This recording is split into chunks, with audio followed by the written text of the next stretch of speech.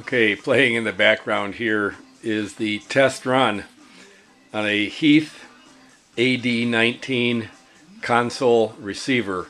That's why it kind of looks odd sitting there. It's designed to sit inside a console, and the record changer sits right there inside the left side of the chassis. Because it's not in the console right now, I'm using a couple small speakers to test it with. This AD19 has the same amplifier electronics as a Heath AA14 amplifier, and it probably has the same tuner electronics as their matching tuner for that one. I found this at curbside a number of years ago, and it's been sitting waiting for restoration ever since. The right channel was out, and I finally diagnosed it with the help of a very patient email correspondent in California.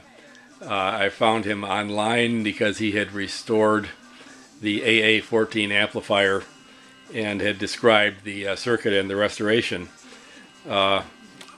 He knows transistor circuits and electrical engineering, and I really don't, so it was a great help to have someone guide me through this. And it was finally traced down to a single bad resistor, which is lucky because resistors are easy to replace. Some of the transistors are made of unobtainium these days, so I was really happy that none of them apparently were fatally wounded. Now I have to put this thing back into its console, add the new speakers that I bought because the originals were missing from the console, and probably rebuild the little record changer. It was kind of a fun project, and it'll be nice to have the thing working again.